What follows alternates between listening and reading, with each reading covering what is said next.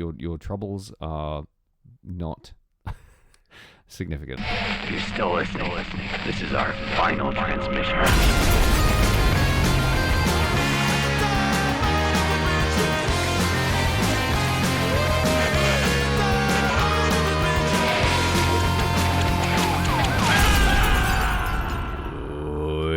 Here, it's the final transmission podcast. It's me, Sam Russo. It's Jamie Carruthers. It's one horror movie a week from the dawn of time until the end of time. Jamie, you have the floor. I don't want it. I don't want the floor. I'd rather have Okay. the walls. I don't know where this is going. It's Halloween month, Sam. It's October. Halloween. I remember Halloween. That's not how you celebrate Halloween. You don't just say Halloween. Yeah. What a month. Wow. People are already buying Christmas decorations, and here we are holding the fort. Where's Fighting the your good fight. Halloween spirit? As a quote from the movie we're going to cover today. Yep. Happy Halloween would be another quote from this movie. Wow. I think we'll probably get to what your favorite line in this movie is. I think I can guess. But what is this movie of which you speak? Well, before we do that, I want to just... it's 19 more days till Halloween. Halloween. 19 more days till Halloween. Silver Shamrock. Today, we're covering Halloween 3, Season of the Witch. Directed... Had to happen. It did have to happen. Did it? I'm really glad that we're covering this before we cover any of the other Halloween movies. Obviously, we've talked at length about Halloween 1. Halloween, we'll call that. And we've also talked at some length about Halloween 2018, Halloween, we'll call that, and Halloween Kills a bit. Some people call Halloween 2018 Halloween. Oh yeah, because of David Gordon-Levitt, Joseph Gordon-Green. You could call it. No, you couldn't. Sorry. Moving on. Joseph Gordon-Levitt is in Halloween H2O. Is he? There's a kid actor in that movie who goes on to be big. I might be getting this completely wrong. I haven't seen H2O in enough time. I was going to say H too long, but it's really bad. It's rubbish. Joseph Gordon-Levitt is in that movie. So is Josh Hartnett. So is LL Cool J, as we know. Anyway, back to you. Back to your problem. Back to my problem. Yeah, Joseph Gordon-Levitt's the young, hockey kid. Adam Arkin is in that. There was a moment where he was in stuff, wasn't there? Yeah. What's your overriding... Obviously, I'm assuming you've seen this before. I've seen this a good old clutch of times. A brace of times, if you will. A bunch of grapes. Yep, a grape of times. Without getting too deep into your thoughts, obviously you've watched it more than once, so it means that you don't outright hate it. Well... Or didn't until today. Yeah.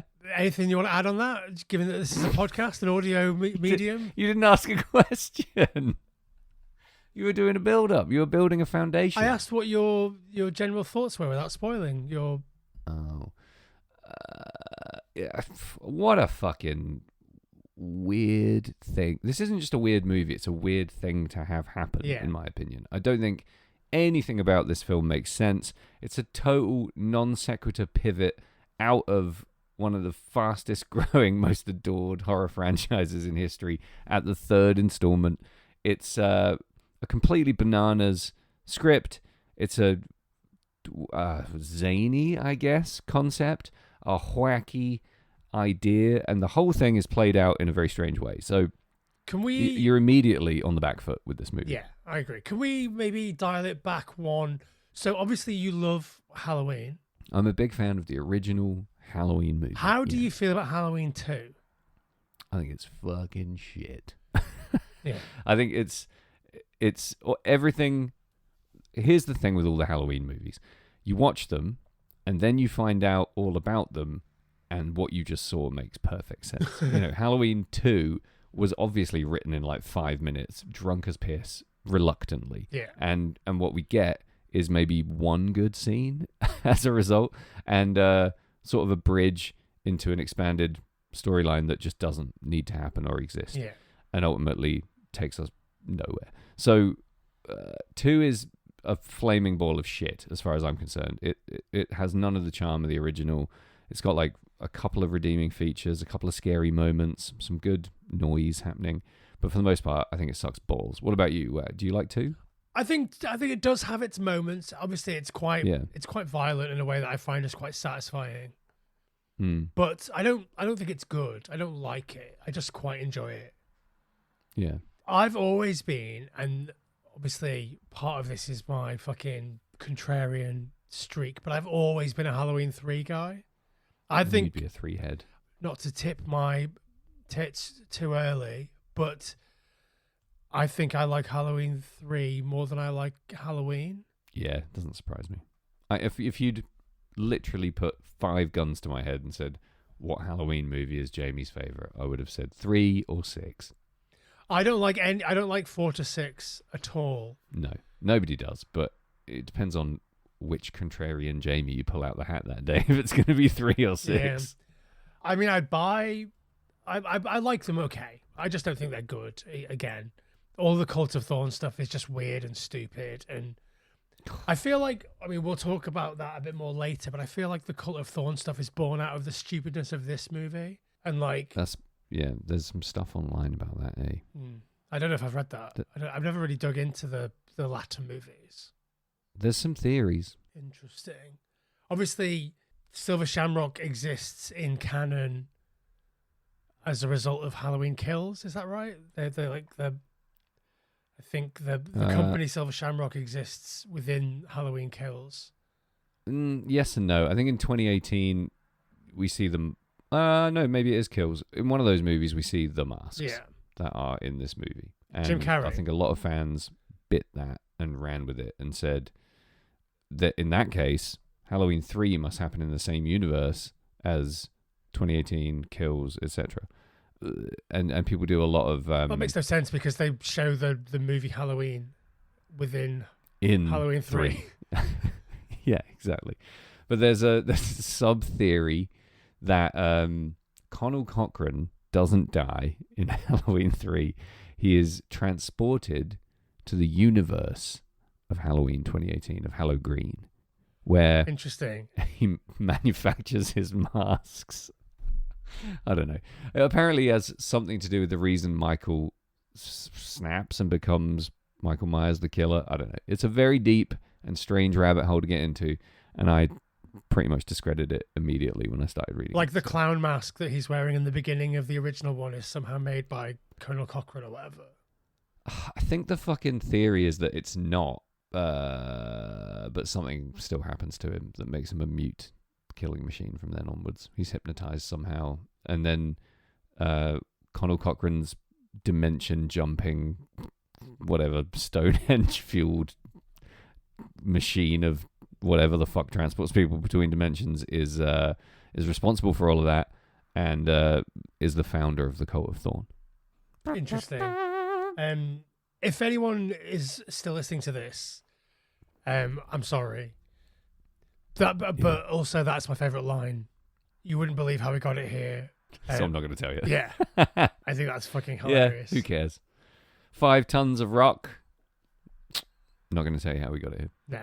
Gee, I think it's really funny. I think this film in general is really funny and is meant to be. If it's not meant to be funny, I don't know what it's meant to be, because it is a fucking nonsense fiesta from start to finish. Yeah. And again, like, I think it's been talked to death just how alienating this was for Halloween fans when it came out. I mean, I cannot imagine the disappointment, maybe even the rage that you would experience. So I don't understand that, because they heavily marketed it in a way that very explicitly said Michael Myers isn't in this movie. He's not mentioned in the trailer. It's very clear in the trailer what's happening. They show basically the whole movie outside of context within the original 1982 trailer. All the marketing materials don't have Michael Myers in them. They have the weird, creepy witch face. Like, yeah, I think if the fucking idiots in 1982 don't have the critical reasoning skills to look at a trailer without Michael Myers in it and be like, where's Michael Myers? Yeah. When they go and see the movie, then, they don't deserve it.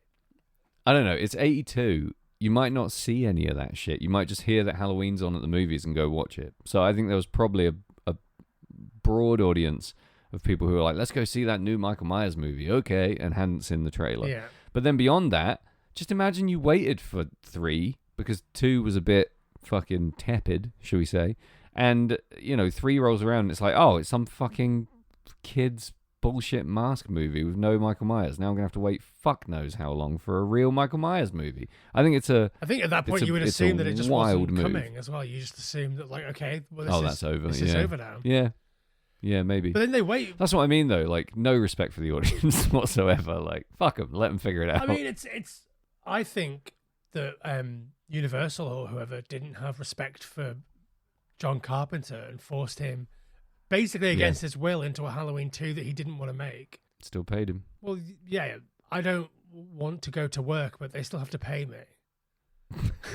Like, yeah, I don't know. I don't buy this poor me Carpenter narrative. Like, I didn't even want to write the second one. I just got drunk and did it in a night. Like, there's worse fates out there, Jonathan, than reprising a great movie that you made into a sequel.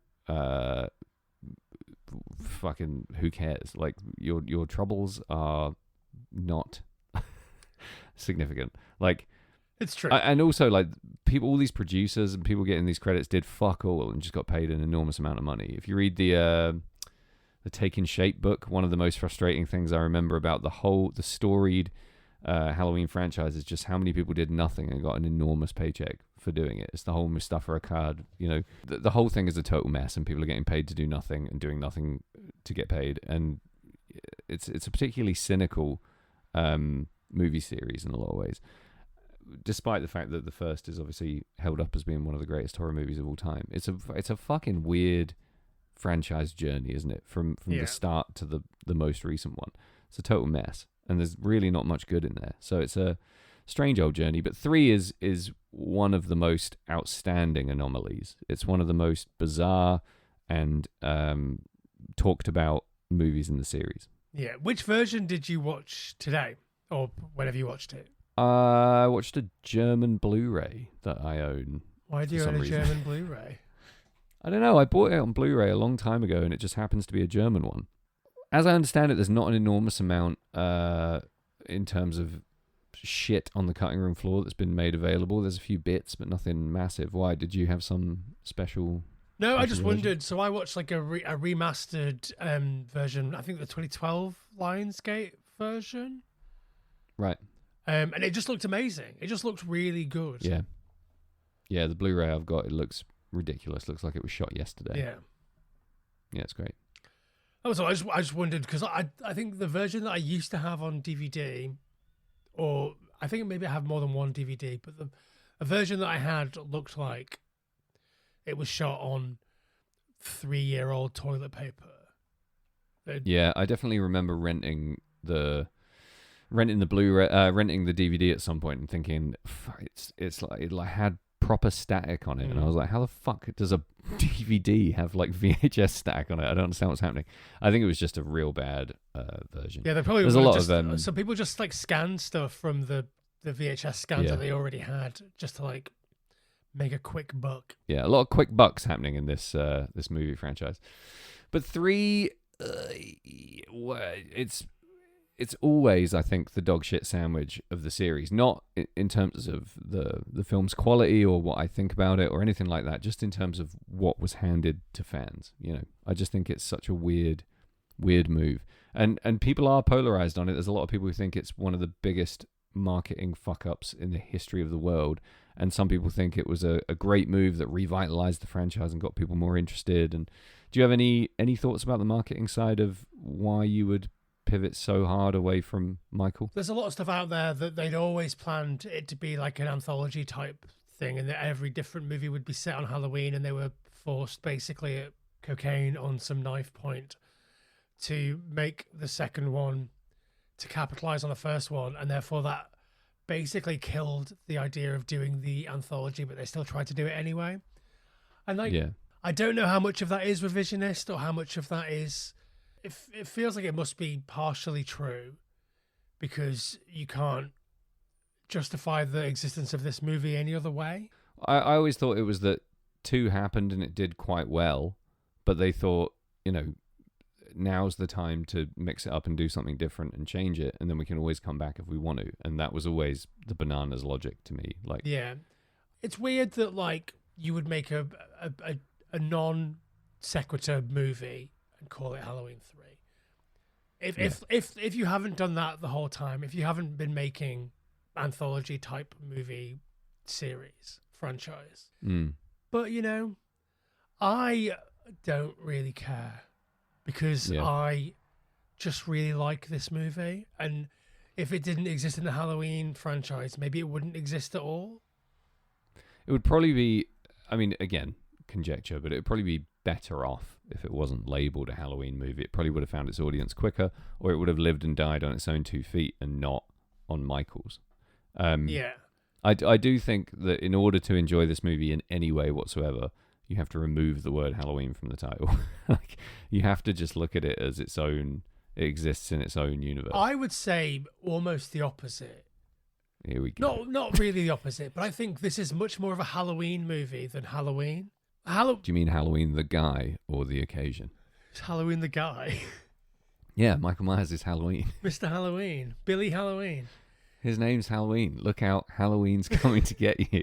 But the events of Halloween, the film Halloween from the first film in the franchise, that could happen on any night. It just happens to be Halloween. No, because he does his first kill on Halloween. Yeah, but that's just... And he's coming back on Halloween. Yeah, but he does his first... Halloween. He does his first kill on Halloween, but he could do his first kill on May the 15th, right?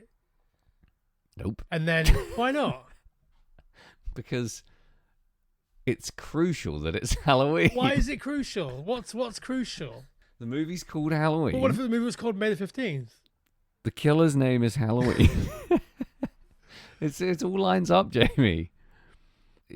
I'm not going to quibble as to whether or not the movie Halloween has to take place on Halloween with you. I'm just going to let you run your logic out to the end. What I mean is, then if Halloween was called May 15th, and the events of the movie happened on May 15th, and his name was, Maybury 15th son, then you wouldn't be like, well, this is a weird May 15th movie. Like, the events of Halloween... Yes, I would. The events of... Yes, I would. The things that happen on Halloween... In Halloween, don't necessarily have to happen on Halloween. People can get killed any day of the year by a slasher. Not in a mask by a guy who's out trick or treating. It's true. There have been no slasher movies with people wearing masks that have happened outside of Halloween. Is that what we're saying? But this was one of the first, and the central conceit is that Michael Myers escapes from a fucking loony bin and then is able to go around killing people. Are you Halloweensplaining to me right now? Yes, I am, because you don't seem to understand that Halloween, the movie, has to take place on Halloween, the 31st of October. I understand that the movie Halloween has to take place on Halloween, but if that movie was called April Fool's Day or Mother's Day or, Shrove Tuesday, and the guy was wearing a pancake on his face, like, you would be like, okay, that makes sense. No, you wouldn't. You'd say, why didn't they just call this Halloween? Have it happen on Halloween? Who's Pancake Face? Just give him a mask and make it Halloween, is exactly what you'd be saying to me right now in that universe. Not if the movie Halloween was about a killer toy maker who wanted to murder all the children in the world by... Which brings me to my next point. This movie... Fucking hell, you're killing me. Can't believe you just tried to make that point. I think it's a good point. I stand by that point. No sense. Of course, it makes no sense. Really? I think one of the best things about this movie for me is that it makes no sense, but it carries its internal logic as far as it possibly can. It really does. It does not waver in taking this idea to beyond completion. Yeah. It's like it's in there for a few pumps after it's already done. It's fucking hammering away. Yeah. Even after the credits roll, I think it's still trying to fucking flesh out this ridiculous storyline. Do you want me to do a synopsis, Sam? God, yes, I do. I can't wait for you to explain this movie. And then we'll take a break and we'll come back and we'll get into it properly, because obviously we've talked about some stuff, but we've tried to kind of skirt around the actual Halloween 3-ness. It's probably the best way to Best way to approach it. Go on, Snops. Okay, so attractive divorced doctor Daniel Chalice, who is a real sex man, real sex machine.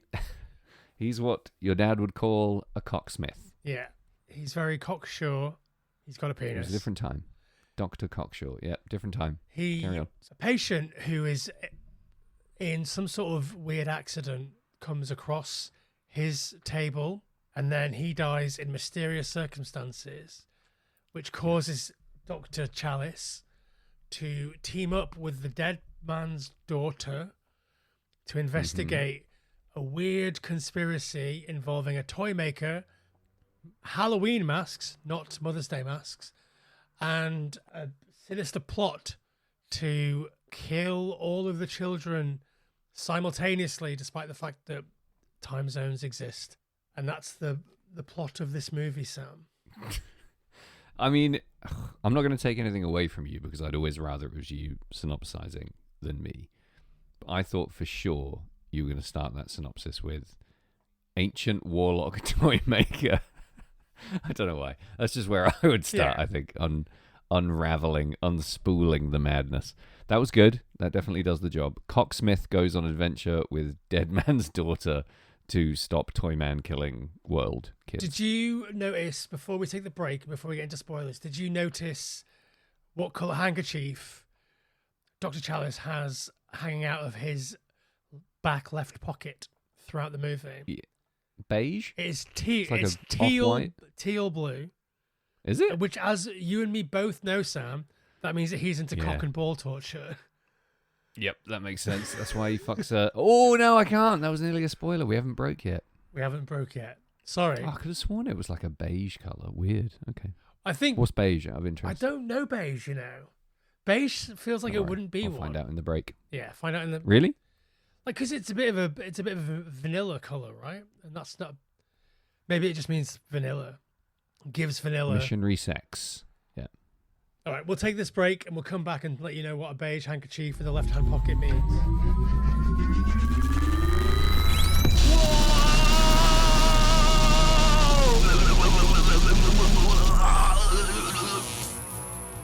Whoa, shit. I guess that's why they call it Phantom Power.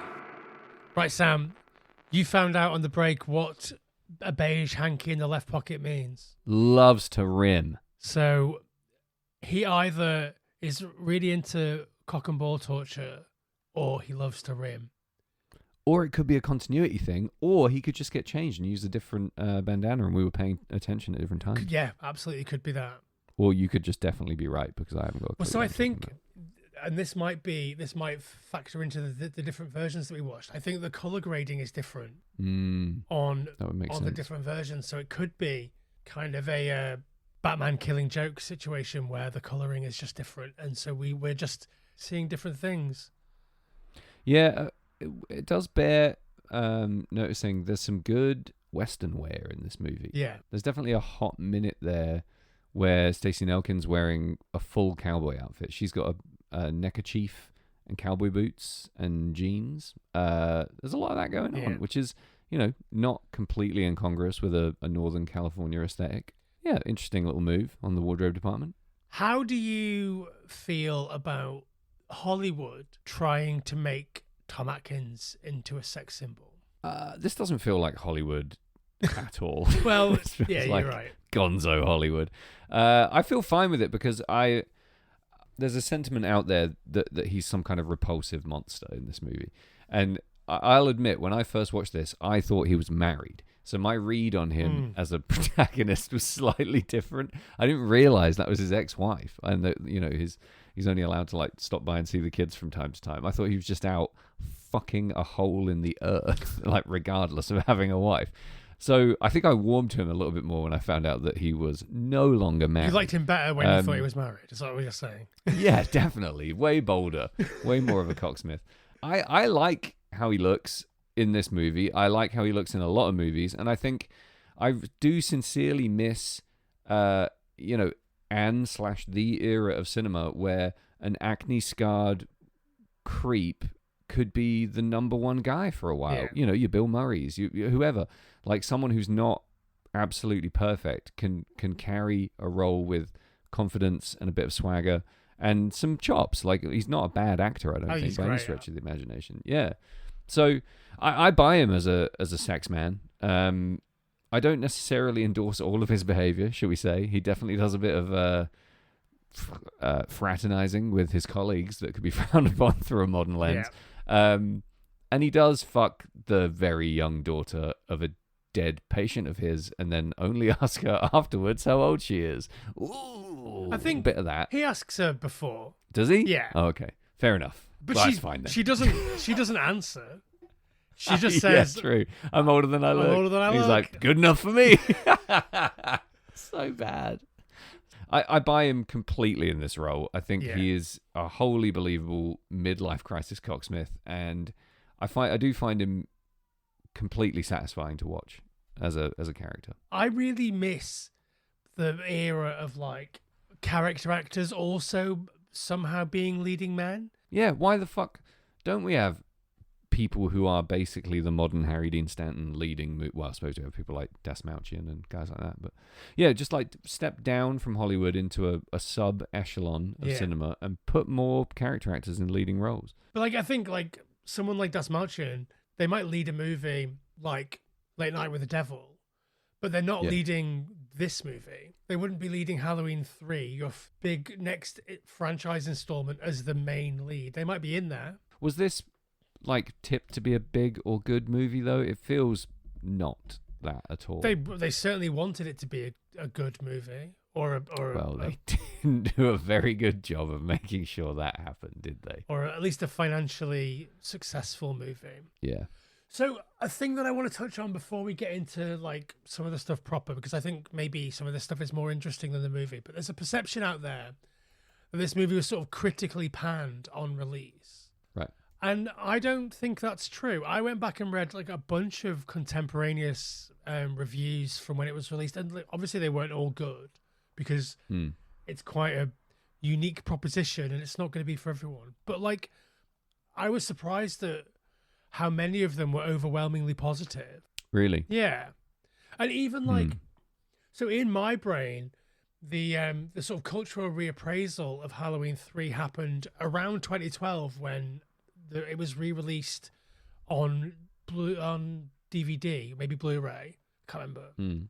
Like I think Shout Factory did a release around then, and it was like a big new release that had a bunch of new stuff on it, and that's when people started talking about it, at least that I became aware of, and started saying how much they liked it and how much it would have been culturally maligned for ages, but actually it's way better than people think it is, and I agree with that wholeheartedly.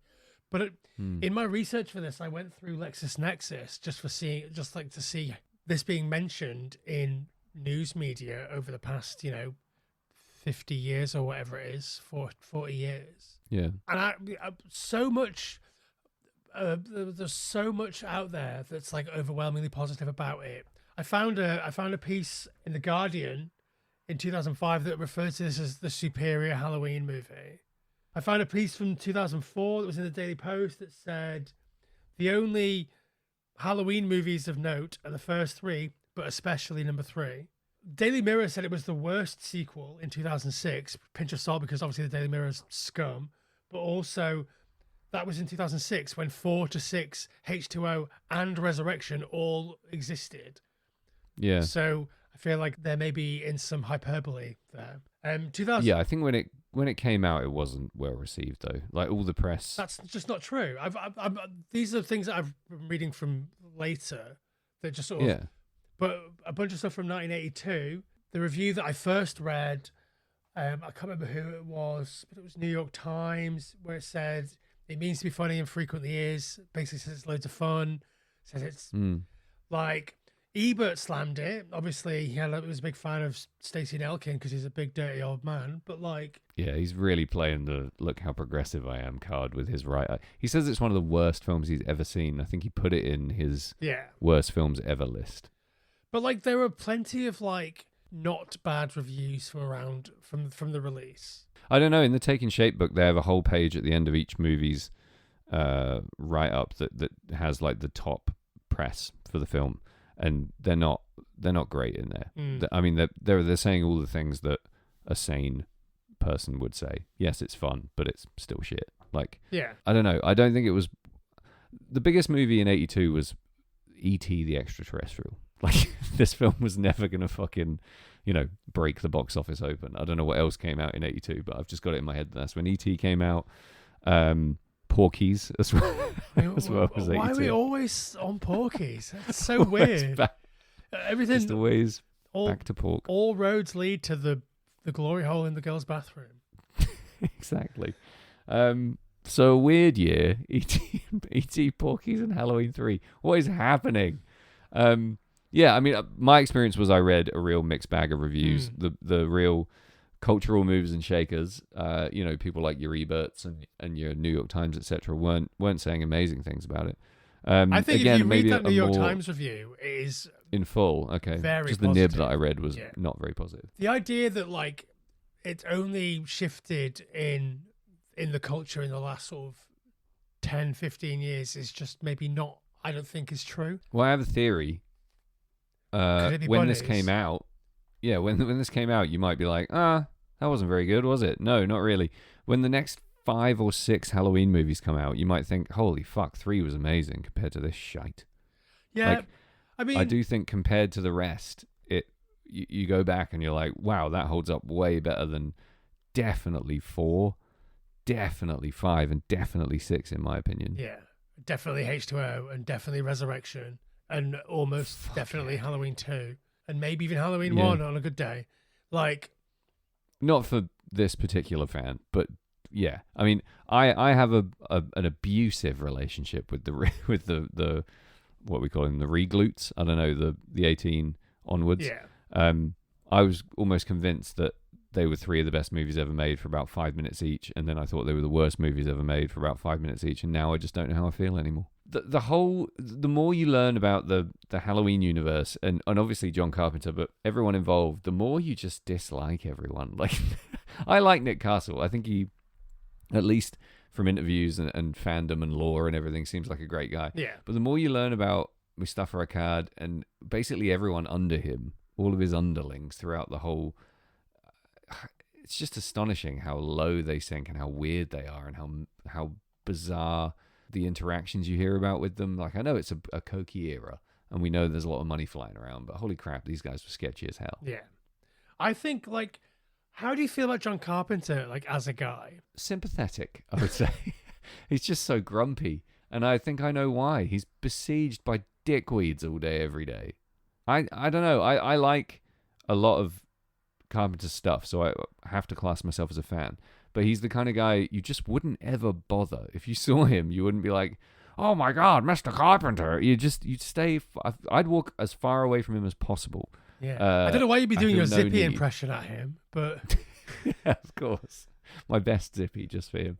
I have no need to express my fandom to someone like John Carpenter, and I feel like lots of people have done that to the detriment of his public life. I tell you what, I don't really feel the need to express my fandom to anybody in person. No? Really? I can't imagine going to anyone and being like, oh, hey, I'm a really big fan. I'm trying to think if I've ever done that. I did it to Amazing Omar, actually. Remember when I... yeah, of course. Yeah, you got a selfie with Amazing Omar. But, like, I think that was... But he transcends fandom. He made a difference, man. He's a Shakespearean-trained rod master. He's such an enormous dick. Incredible. All right, so let's talk about the movie itself, right? I think... Let's talk about... Go on, sorry. No, go on. You want to just talk about Amazing Omar's wanger for longer? I'm glad you cut me off. I'm not going to say anything. Carry on. One of the things that really struck me about this movie when I first watched it was just how, and I think I saw that this was the second Halloween movie that I saw. First one was Halloween 4. It wasn't, obviously. It was Halloween. Imagine your first Halloween movie being Halloween 4. You would just be like, I'm never watching any of these. I'd probably never watch a movie again. I was immediately struck by the sort of anti-corporate vibe. And I think that is something that has really stuck with me forever. What? Of Halloween 3? Yeah. Oh, this is going to be a wild ride, isn't it? Fucking What hell. do you mean? The anti-corporate vibe. Yeah. Okay. Tell me You everything. don't think that Halloween 3 is about a big corporation colluding with the media to destroy the children? Like, come on now. That's literally the plot of the movie. It's so badly done. That can't be what they're saying. Of course it is. That is exactly what they're saying. Don't buy it. I tell you a fun fact. The original script was so racist about the Irish. Of course it was. It's one of the big reasons they had to be like, Bud, no. And rewrite the whole fucking script. It was so racist. Unbelievable. So Nigel Neal, who wrote the original script, is like the stuffiest English man ever. Like, obviously he wrote the Quatermass series and they were great and sort of cool and like kitschy and great in the 60s and 70s. But like, for me, that stuffy English like stuff isn't going to fly in a Halloween movie in the 80s. No, and part of the reason my gauge for how this was received when it came out is so acutely pointed to the dog shit end of the scale is because he speaks openly about how bummed he was about how it was received. He said people were just like, you suck after Halloween 3 came out. Who? Nigel Neal or Tommy? Yeah. Well, his name isn't even on it though. He took his name off because but he was so mad about how gory it was or whatever. Because he's a fucking baby. Go grim. Oh no, my horror movie is a horror movie. I hate the Irish and I hate gore. Okay, come direct this Irish horror movie. Yeah, guy sucks. Sorry, he probably doesn't suck. I It's think probably Tommy fine. Lee Wallace, who directed this, Yeah, like he's bummed too. I think he kind of doesn't really care. But like when Joe Dante jumped off this, they were like, "Who can we get to direct it?" And they were like, Tommy Wallace was meant to direct Halloween 2, but he thought it sucked. And respect for that. Yeah. Went off and wrote Amityville 2 instead, which is just a much better movie than Halloween 2. And I would say better than Amityville 1. I think he does a great job. He makes the nearest thing to a John Carpenter movie that someone that isn't John Carpenter will ever make. In 3. Yeah. It's weird that John Carpenter still does the music. Yeah, I mean, well, for 3. They were great mates. They were top bros. They were Coupe de Yeah, Villes. but just I find it weird that he does the music. He lets them show. Well, I don't know if he has any say in it or whatever, but he lets them, tie in one with this whole deal. Someone gets Jamie Lee Curtis to do some voice work. Yeah. Like, why not just fucking take the reins, dude? Why not just? If it's going to be this weird anthology thing, why not let it be a Carpenter anthology thing? I don't understand the decision making. I don't know. Just rocks me every time I watch this how weird it all is. Yeah, well, I think, like I say, I think it looks very much like a John Carpenter movie. I think it's really well shot. I'll give him that much. Yeah. I think it, especially watching it on Blu-ray nowadays, sometimes that can ruin the vibe a little bit, and it can suck some of that 80s joy out of something very stylized. But I just think it's really slick. It's really well lit. It's a very pleasant viewing experience. It doesn't feel like you're yanked completely out of the Carpenter oeuvre. You still feel like you're there somehow. I'm astonished by the media and corporations colluding to destroy the children thing. Really? If you're going to do that, don't do it this way. If it's a corporation, it has to be Nakatomi Plaza, or it has to be something. It's not this like, look, and here we see 12 people making latex masks. It feels like a family business. It doesn't feel like a big evil corporation. It feels like an Irish but fucking English guy started Irish? a factory What's he doing in a to the town. English? Yeah, his fucking the audacity of saying this man is Irish and then just not even. He doesn't even try to do an Irish accent. It's just Dan O. How do you say it? Hurley. It's just Dan O'Hurley being English. Are you trying to tell me that Dan O'Hurley isn't Irish? Come on now, listen to that name. Why is he doing an English accent?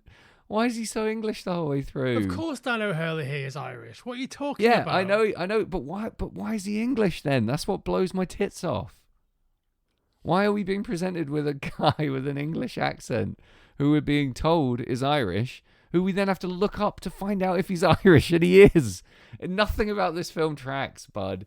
Anyway, I don't believe this corporate angle, because this is a tiny little manufacturing outfit in Northern California, on the surface at least, where they're just like hand making latex masks for Halloween one day a year. It doesn't smack of corporate scope. Well, I think the subtext doesn't have to be the text, but no, yeah, sure, but still, like, do it better then. Obviously, the reach of Silver Shamrock novelties is absurd. Yeah. Again, another non sequitur in the movie, that this tiny little fucking handmade latex shop somehow is such a household name that people are saying the brand name of the mask. It's like everyone's doing a thermos, like any insulated drinking vessel is a thermos, but a Silver Shamrock, like, it's fucking ridiculous. Also, the marketing of the masks, right? Can you imagine the budget of being on every single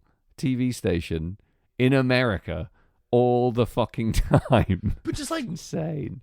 Would those adverts work for you? If I was a parent of a young child, because I'd kill my child. Yeah, I would force them Based to wear on the those mask ads alone. Yep. and sit in front of the TV at 9 p.m. on Halloween and have their brain melted.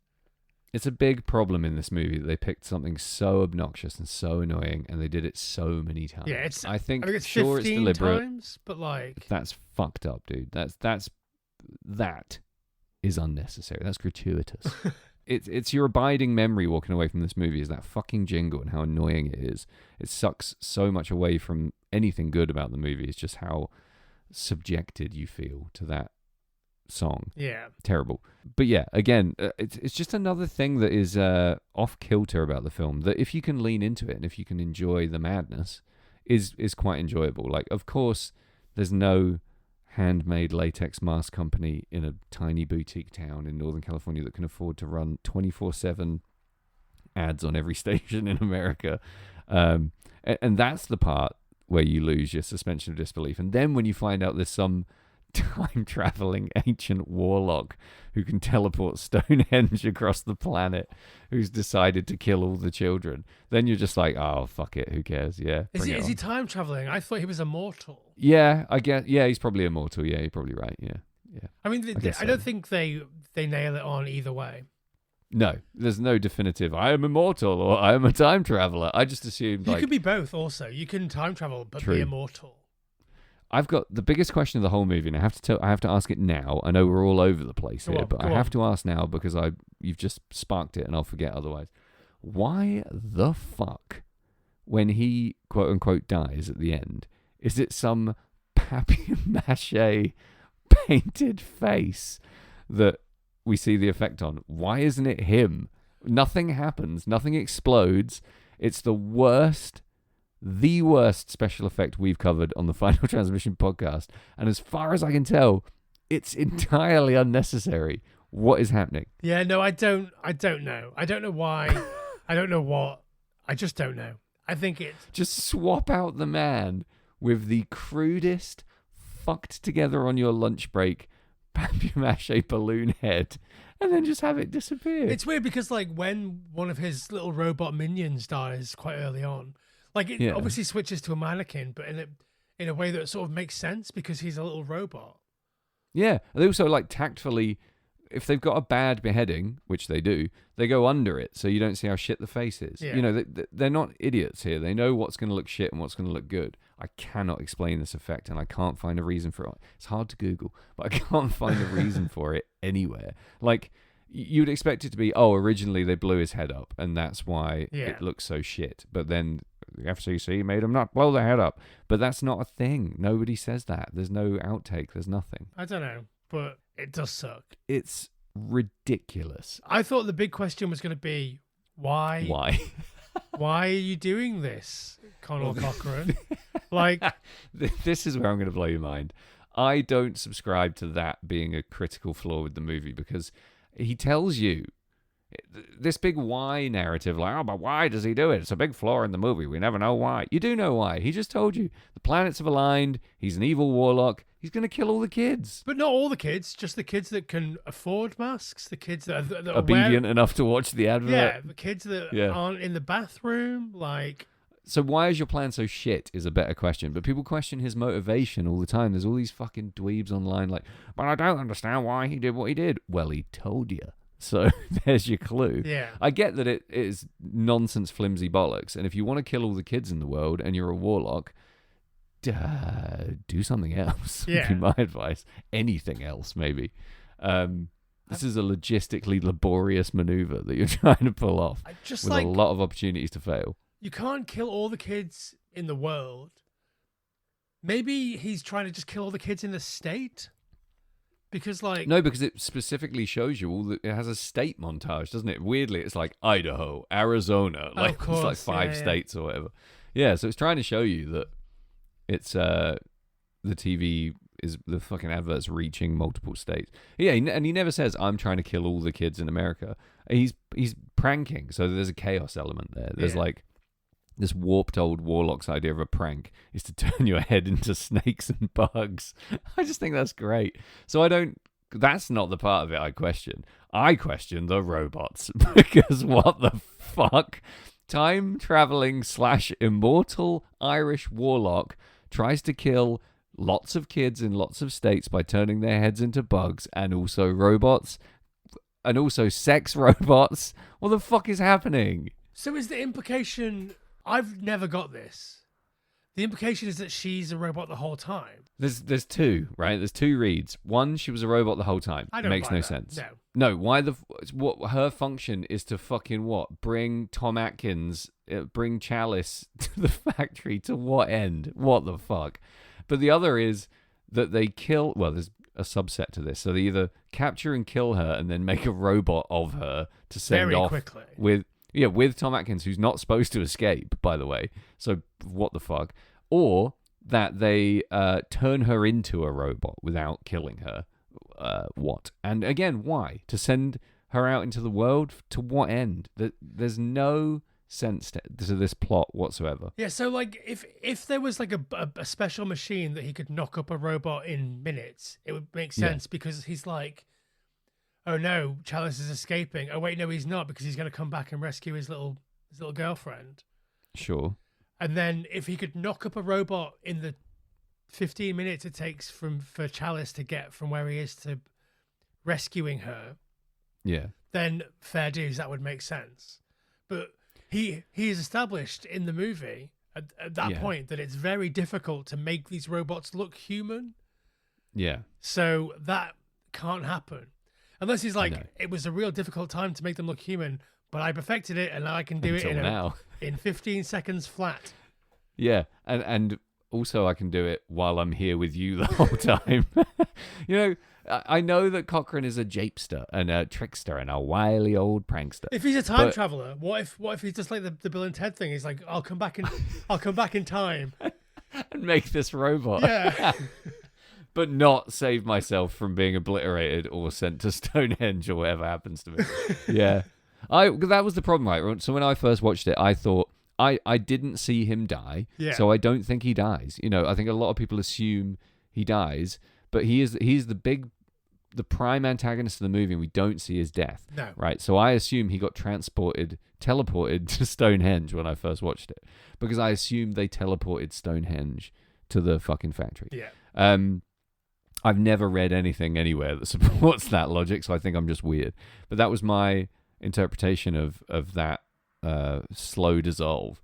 The more nonsense unravels in this movie, the more I buy that he was actually sent to the dimension in which Halloween 2018 takes place, and he's running around with fucking those guys.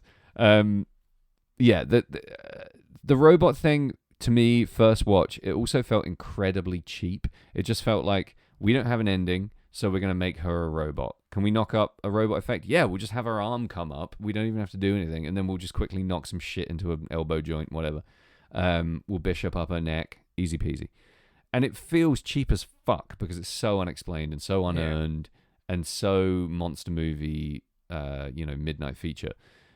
But there's something endearing about it. It is so dumb and so drawn out that it's endearing on a comedic level, I guess. I don't know. What are your thoughts? What the fuck is happening? Why is it happening? And how do you feel about it? Robots.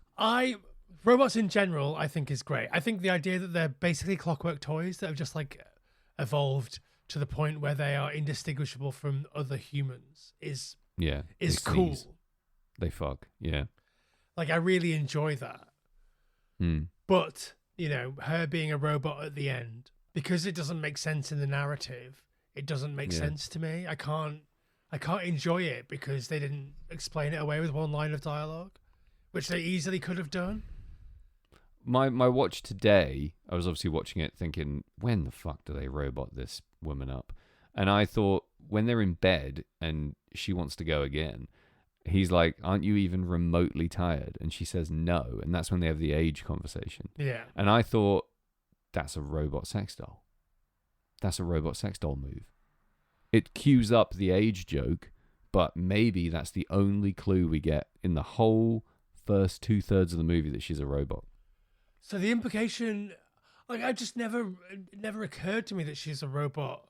Not the whole time, but like almost the whole time. Yeah. Also, if she is a robot the whole time, Like, why do they tie her to the bed in the? It makes no sense how they treat her, like, even as like a double agent, or nothing makes sense when you apply that. But also, like, what about her dad? Does her dad know that she's a robot? Why let her get so close to the truth? You know, running up to her dad's car, etc., getting as far as into the factory. Does she not know she's a robot? Is she like a Blade Runner situation? Entirely possible, yeah. And then maybe that's it, right? So when the final protocol is initiated and all the kids' heads melt into snakes, she's oh no, because that happens after. Fuck. I was gonna say, like, after that happens, the robots go rogue and just kill everyone near them. The final prank. But nope, that happens before he gets to the petrol station to see it happen on TV. Yeah, I think the effect, not really an effect, but like the goo that comes out of their mouth is great. I love a gooey mouth.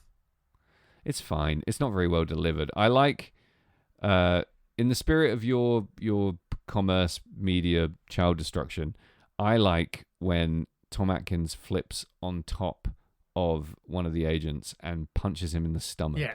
Because he gets on top and he gets on top and he penetrates him. And I think that's what he's been doing the whole movie. That's my hot take. Interesting. He kills him by getting on top of him and penetrating. I can't believe that you don't think this movie is about corporations colluding with the media to literally destroy the children of America or the world. I'm not giving it credit to have an idea that lofty or coherent. It just isn't. I've read some stuff from Tommy Wallace where he basically says that was his intention. I don't know. They always say that after, when someone else. This is from an interview in 1983. So if he said it after, he said it just after. A year after, that's enough time to have some smart ass like you be like, oh, it's all about the media colluding with corporations to destroy children's brains. He's like, yes, it is. It's definitely not a fucking mess that I just did for money. It's definitely about that. It's an important artistic statement. A la every English literature lesson you have between year fucking 7 and 11. I don't know. I think, like, John Carpenter was like an old hippie. I think Tommy Wallace is like an old hippie. I think, like, they are working in the movie establishment. Yeah, okay, but everybody was working in the movie establishment or in some kind of establishment. You're punk rock, right? And you work for a fucking advertising company, right? Like, I work for a glory hole company, bud. We build high quality glory holes for discerning customers. That is just not true. I think it's not ridiculous at all. It's a very valid read, but it's so badly done. If that's the case, it's terribly executed. Not a single moment of that holds up because of how the movie delivers it. If you just told me the concept of the movie and then you told me that read, I'd be like, oh yeah, of course, that's a great movie. But it's too badly done. Yeah. You'd have as much chance convincing me it's about physicians abusing their power to have an exciting life. I don't know, like some read on Tom Atkins' giant hog. Yeah, no, I mean, there's probably something in that as well, right? Yeah. I think Cochran is great, you know. I just think he's a really good villain. I love, like, an avuncular villain. An avunculan, if you will. Yeah. I fucking hate this guy. I think he's such a shit actor. He ruins Twin Peaks. I can't stand him. So I find him really hard to stomach in this. I think he's pump. I think he's great in Twin Peaks. I think he's great in RoboCop. I think he's great in this. He's not arch or menacing enough to really transcend into smarmy, menacing. I think in the scene where he's giving them the tour of the mask factory, which I wondered if that's the real Willy Wonka. Don Post like mask making facility, because it looks too involved for them to just throw that up for a 2-minute scene. And the masks that they made, they were real Don Post masks. It was only the pumpkin, the jack-o'-lantern that they made specifically for this movie. So and that's the only one that looks like foam instead of latex as well. That's weird. Yeah. So I just wondered if that was what, because we only see them manufacturing the witch masks, right? Like actually pouring the latex. See them pulling that out the mold. Yeah. Yeah, interesting. Could be. Could be a real workshop. But anyway, when he gives that tour, I think he's giving, because we all know he's the baddie. Yeah. Even if we didn't know he was a baddie, he still reads baddie when he's being goody. Nice. Yeah. So like, I think you assume he knows everything by that point. I think at least. Yeah. I think like he gives good arch in that scene. I think it's really fun, and like juxtaposed against the Kupfers, who are maybe the most annoying family that's ever been on a TV ever. So I like them. I'm so stoked to watch them die. That test room scene is so great. It is fun. They do die in a ridiculous way, though. Kid's head melts. Yeah. Great. That's the first proper kid head melt that we get. Mum just dies. Yeah. Oh no, dies. And then Dad like leaps out the way of the most harmless looking snake in the world and then gets bitten by a rattlesnake immediately. I love it.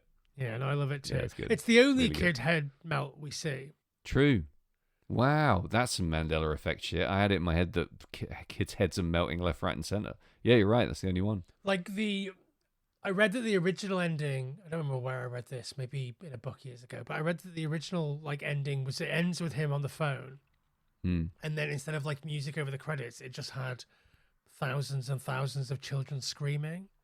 Yeah, and this is another thing. I feel like I've seen that, but I don't know if it was ever released. So I can't say with any certainty that I have seen it, but I heard that fact too, and in my head that replaced reality probably.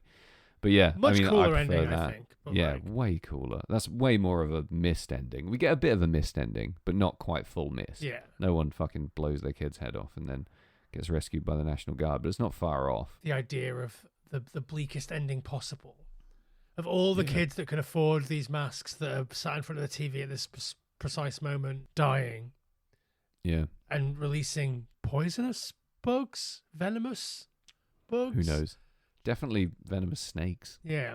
And also not venomous snakes, a mixture. Just a whole big, messy bug snake mixture. That's what this movie is, right? It's a big mess of bugs and snakes. My favourite moment in this movie, do you know what it is? Can you guess what it is? Yeah, I mean, I would like to think that it's the gore effect of the travelling buyer shop owner woman who blows her own face off. Marge Gutman getting her mouth blown off.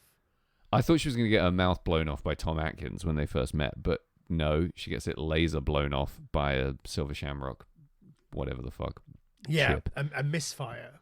Phenomenal effect. I love it. I love the beam of light. Top shelf. It's almost like a Screaming Mad George like gory mouth effect. I just think it looks fucking great. I really zero notes. Really fucking love it. Nothing wrong with that. Superb.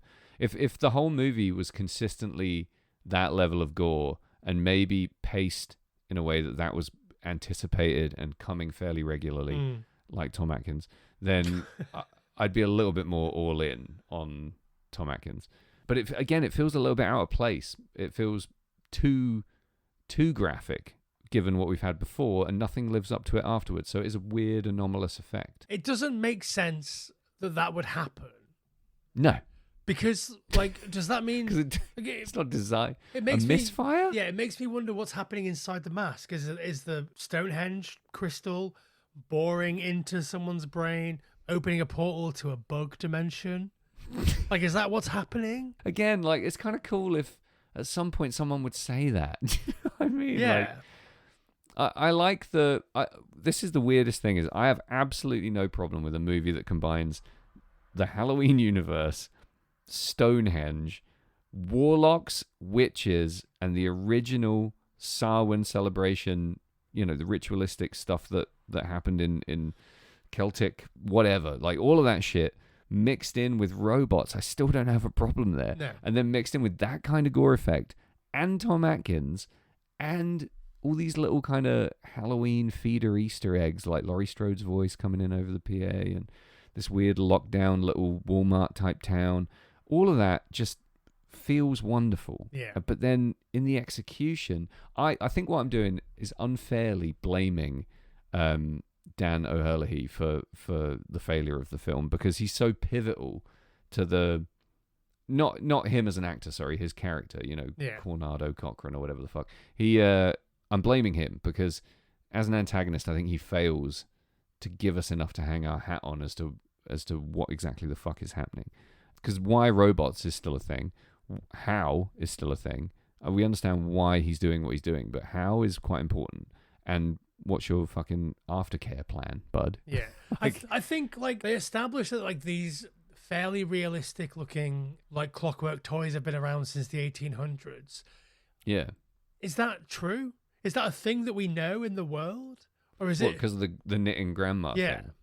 No. I think he shows those little like wind up toys, the row of Native Americans, the clockwork soldiers, all that shit, and then we leap immediately to grandma. Yeah. I think grandma is like some fucking because again, weird expository dialogue that goes nowhere, where he's like, "Oh, that's an old favorite of mine. I've been trying to replace it," or whatever the fuck. He's like, "This is a German piece from 1880. Yeah. I'll have to because it's broken. I'll have to try and replace it." Right. What? Why? What the fuck are you talking about? So he didn't make that. It's obviously not a robot. It's a mechanical knitting grandma. Why do we fucking even see that? I think someone that's to establish that like these like humanoid realistic for a long things are like and the robots are an extension of that technology. Sure. But like that only works if that's a real thing in the world that exists, right? And maybe it is, but like it's not. Well, it's that's the funniest bit in the movie for me, by the way, is when he's talking about the grandma robot and then he turns around and pretends he hasn't seen Tom Atkins standing right next to him. Hello, like he's standing right there. That's funny to me. Do you know what the most annoying thing in this movie is? To you, I'm going to go with the most annoying thing in this movie for me.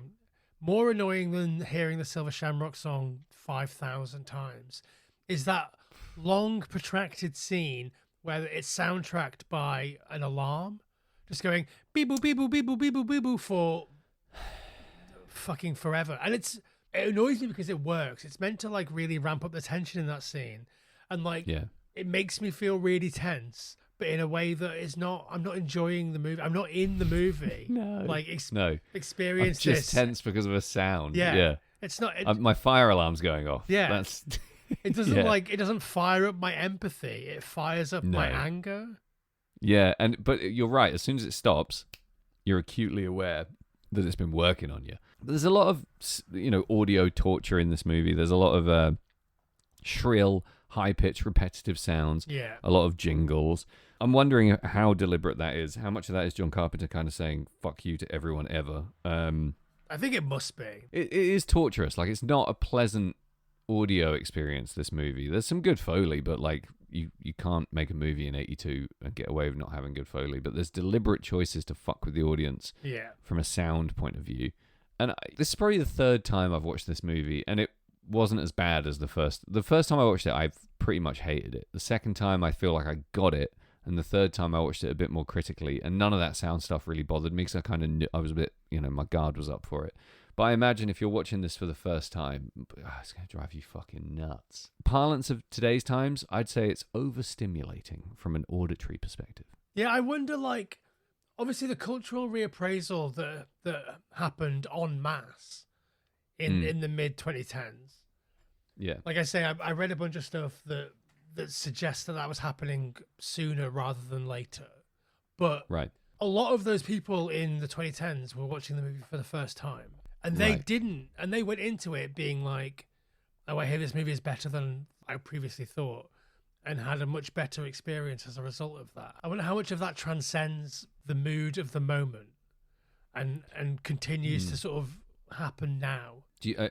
Are you getting at the idea this movie might be ahead of its time? I mean, I do think this movie is ahead of its time. Right. I absolutely think that. But what I, especially given its, I think, fairly nailed on anti-corporation message. I think like people in 1982 weren't ready to hear that the TV is trying to kill you.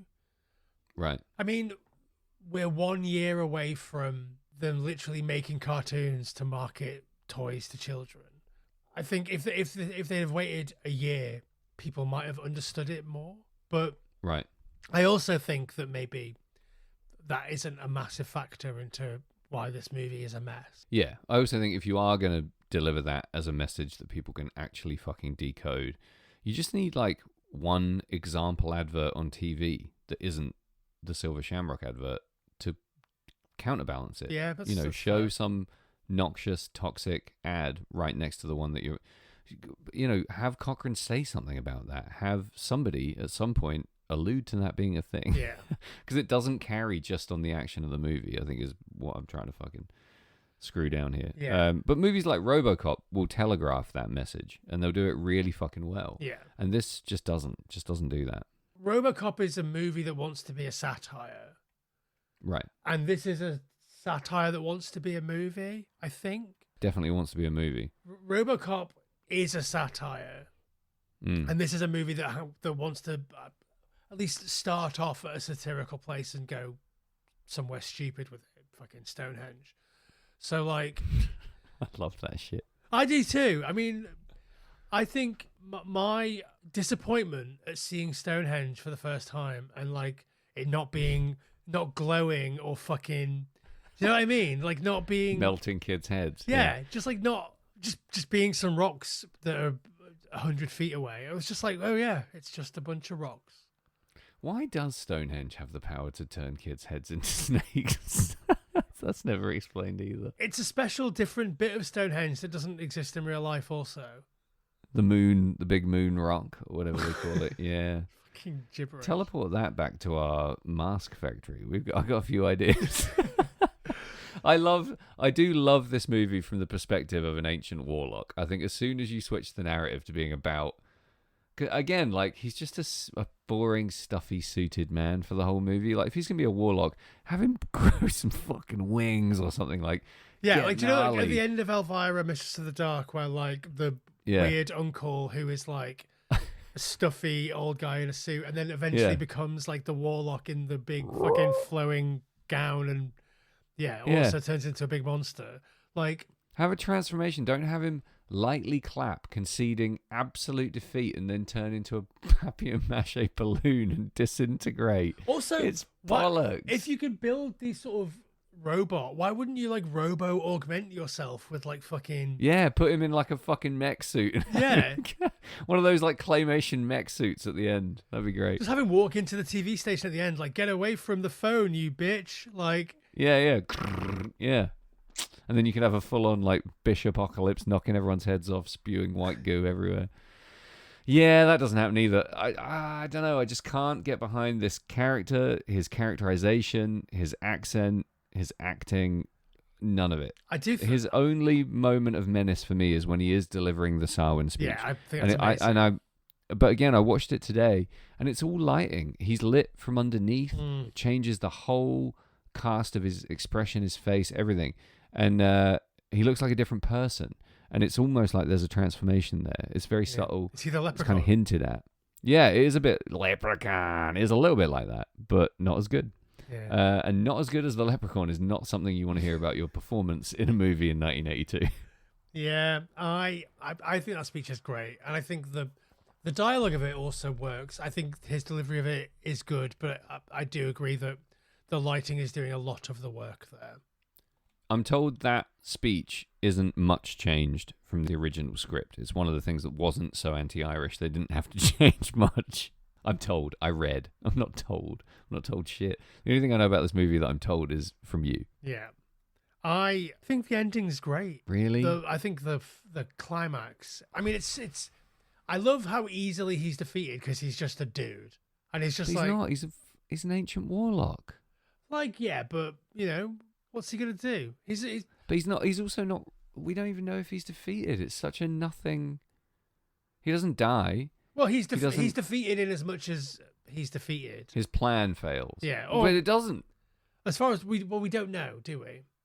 That's the ambiguity of the ending when they take the screams away. We know that one station runs that ad to completion. Well, we don't know that they run it to completion. We just know that he's still screaming at them to stop it when the movie ends. They could be like, "Oh yeah, okay, boop." That second, yeah. All right, okay. Well, let's say he's vanquished somehow, which I don't think he is at all. I just think it's a cop out. He claps and then disappears. Yeah. Get fucked. We didn't just sit through an hour and a half for you to clap and disappear. The worst special effect we've done on the entire history of the podcast. I think that I would love to see the movie from his point of view. Also, just like his life story generally. Him being like, right, it's 3,000 years, the planets have aligned. Let's like let's do this. At what point is he planning? At what point is he like, right, okay, we need to get this fucking Stonehenge stone. We need to get that We've got to sacrifice as many kids as we can. What's our best route to doing that? Surely, if it was me, I would be executing this plot in the UK. So then if I don't need to transport the stone to just go there, a small town in Northern California, which is the base of my operations. I'm like... No, the base of your mask factory. Your small latex mask factory. Yeah, your workshop. Yeah. Like, I don't know why you would be like, okay, it's a year after the last Samhain. Yep. So I've got to plan my big... Okay, so first, I'll open a novelty factory. Yeah.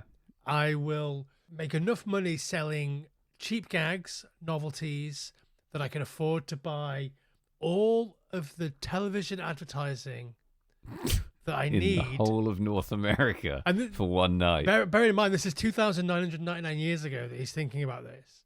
Right. And he's also thinking the route there has to feature sticky toilet paper somewhere along the way. Yeah, he's like, sticky toilet paper. Right, if I make sticky toilet paper... Oh, maybe not. Maybe he wasn't around for the last Samhain. Maybe he was like... He just read about it and was like, hey, I invented sticky toilet paper. What's a logical transition from that? I know. Kill all the kids in America. Good prank. Gone a little bit to the extreme. Yeah, because we don't understand him, it's funny to speculate in a way. But what a fucking waste. I don't know. I can't get my head around how easy it would be to just make this a coherent villain. Yeah. Like, it would be so easy to just be like, here's who he is. He's a fucking immortal warlock. Okay, cool. That's always cool. There's nothing about that isn't cool. Right, we're going to make him the head of this novelty prank and gag factory. No, don't do that. Okay, all right. Plan B. We're going to make him poison the water supply. Anything else. Like, anything but he runs a joke warehouse. Okay, so similarly how Halloween could, in theory, take place on any night. If he doesn't own a mask factory and isn't using Halloween masks, then if he's poisoning the water supply, you can also do that on May the 15th. Poison a very specific candy. Yeah, maybe, like... But then he's like, what you want is you want to see him walk into this mask factory and zap the owner and take over. Right. That's what you want to see. Right. Do you know what I mean? Yeah, he steps through a portal from Stonehenge with a big old rock, and he's like, I'll be running operations from now on, Barry. Bang. Like, whatever. Yeah. Whatever the fuck. Yeah. I can't imagine the Northern California mask maker is called Barry, and also the fucking... He might be. Connell Cochran has a gun. Again, if Connell Cochran had a gun, shit would be a lot easier. Oh, here's a guy I don't want around. Bang. Like, just shoot Tom Atkins the second you see him. Are you suggesting that he just shoots all the kids? Just go to every house, Santa Claus style, and shoot every kid. Teleport to every house in America. Do your own dirty work, Connell. No, I think there are significant flaws in the plan. But yeah, that's the scene that we're missing, is him making a mask of the real toy maker, Right. putting it on his face, tying that guy up in the back and being like, now I've got the means to kill all the kids at Halloween. I've got all the masks. Not that, like, he's been planning this prank for so long that he's developed a company and made several successful products in order to get him to the place. To gain the buying public's trust to finally market his weapon. The head melting. Also, like, what kind of marketing department have you got where you've designed 3 masks that every Halloween participating child in the whole of America wants to buy when most kids are just putting a shoebox on their head and running around screaming? It's incredible. I especially hire those love guys. that the kids who are buying the masks are wearing them as well as the rest of their costume that isn't related to the mask. I think that's... Yeah, and up to like 12 days ahead of Halloween. Gee, whoever this marketing department is, they probably fucking work at Apple now. Like, there's something happening here that's pretty magical from a marketing perspective. Yeah. I hate it. It's ridiculous. It drives me crazy, but it is what it is. Yeah, it's very fucking stupid. As people who both ostensibly work in marketing, obviously you market high-end glory holes. Yes, and I don't. And obviously you you market them as an influencer. You use them, and then people buy them. Yeah. I market low-end glory holes, like jagged DIY edges, glory holes. Yep. Jagged Edge. Imagine your glory hole company's called the Jagged Edge. It's great. It works. Like, I just don't buy. The kids are watching these adverts and being like, well, yeah, I want these masks. Or the parents... You've seen the advert. There's nothing in that advert from a marketing perspective that sells a mask. Yeah. Yeah, it's terrible. And like, I've seen adverts from the 70s, and they are like this. They are that bad. Like, there's a doll which is like a super, who's that girl? That's what the advert is. And right. In the advert, it's just like a blacked out background with a doll in it, and she's just going. Brilliant. So like, that's what adverts were like. But Jamie's whipping his head around, by the way, for our audio listeners. Maybe I'll share that advert on our social media. Great idea. It's terrifying, a terrifying moment in pretty scary in marketing history. But like any adult who is in the room with a child, that advert comes on the TV, you're turning it off. You're just going, sketch, turn that off. It's weird. Like, I get it because it's stylized. It's a little bit like They Live. Yeah, it is incredibly annoying. Beyond, it transcends annoying and goes 0 to 60 into dumb. Again, it's another reason the movie's fucking with us. There's no reason for us to hear that more than once. No. You know? Maybe once at the beginning, and then the big climactic moment at the end. And when you hear the song come back, that's when you know that shit's about to get real. Yeah, or a more ominous version. A synthy John Carpenter, like a janky, fucked up version. Yeah, but not that over and over and over. Yeah, well, why don't we take a break, Sam, and come back and sum up? I feel like we've said a lot of stuff. I mean, I've been very critical of a movie that I quite like. Baphomet is sniffing the microphone, and we'll come back and we'll finish off. Sounds great. Come on, man! Does the thing even work? No, there's nothing out there. It's just dead air.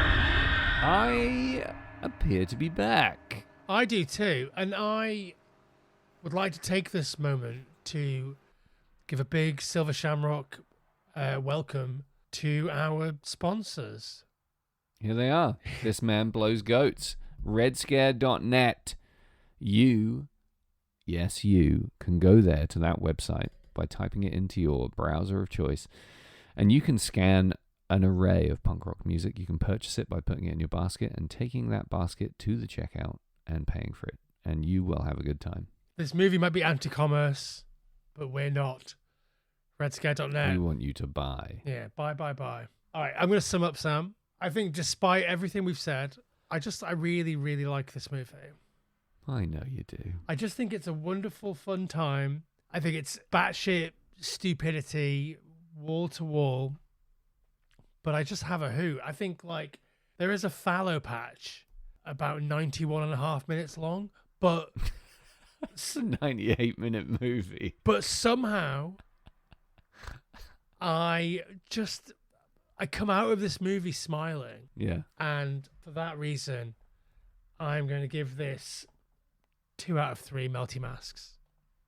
Melty. Good melts. I agree to a point. I do have fun watching this movie now that I've figured out how I feel about it. And I hate to imagine what it was like to navigate watching this movie, expecting it to be a Mike Myers movie. Michael Myers movie. If you're watching this expecting Mike Myers, you're going to be very disappointed. It's such a wonderfully nonsensical, incongruous mess of a horror movie, but it is funny and it is fun and it is, I think, very inventive. It throws a lot at the wall, and I really hope not in a cynical, we've all done a fucking shitload of coke, we all have to crank out a movie, we've got robots on the table, we've got ancient Samhain traditions, and we've got Stonehenge, and we've got access to some pretty bang average actors. What can we pull off? I think the opposite happened almost. I think some good people had some really good ideas, and they were a little bit conflicted on how to execute, and that's ultimately what held back the movie from being a really great horror movie. I think it's a silly, fun goofball of a movie with some patches of ominous atmospheric dread, which I really like. Yeah. It's too frustrating for me to be wholly enjoyable, but I do love the aesthetic. I think it's shot really well. I think it does have some great musical stings, even if it wasn't knocked out in an afternoon. And I do think it has rewatch value. And I agree. I think it's found its place culturally over time, especially in comparison to the rest of the movies in this Forsaken franchise. So I'm going to give it 5 inexplicable papier-mâché heads out of 10. I think it's right down the line, right in the middle there, and not in a bad way. If you haven't seen this, and fair dues for listening this long because it's ruined now, but if you haven't seen this and you really love like the stuff, then I think you would also really like this. I really like the stuff. Yeah, you might. Because the stuff is also about like, you know, corporate greed and actual greed. And it's also like a weird mystery movie that's couched as a horror movie with melts. I mean, I love the stuff. 85. Yeah. I just had to check the year. Yeah, 85. I think this Halloween 3 was too early for people to understand the message of like corporations and TV bad. But I also think if this came out in 1986 or 1987, when we were in everything is fucking stupid and nothing makes sense movie territory, then this also would have landed in a much more easily digestible way. Sure. Within a sea of like high concept batshit movies. Yeah, it took time to find its place, and I think it was still kind of a bold move then. It's a bold move now, especially contextually. Yeah. But it's not without its entertainment value. Do you know what would be a bold move, Sam? Going to bed? Going to our Patreon, patreon.com/final transmission. And speaking of commerce, and giving us 5 buckaroo bonsais per month to experience the unedited, uncut video and audio version of this episode and many, many others like it. How many episodes have we done now? In total, 109. Woof. Can we do something really special for 113? That's your favorite number, isn't it? It is. Yes, we can do something special. We can do Halloween 3 again. That would be special. And this time I'll be right. I won't be so wrong. If you don't want to go over to Patreon and give us $5 a month, you don't have to. That's fine. You should. We're not going to force you at mask point. Not until we figure out how. Yeah. I'm finding out how to teleport the Statue of Liberty to my dog collar factory, and then we'll have you be fucked. Yeah, go to social media platform of your choice at FT Horror Show. Follow us there. Engage with the content. Share it to your mates. Tell your friends. Tell them that if they don't listen to the podcast, we'll shove them in a mask, and they'll have to try 150 times to throw it on a camera. Good shot. Great shot. Apparently he did it on the first take, but they didn't use that. He had to do it 150 more times or something.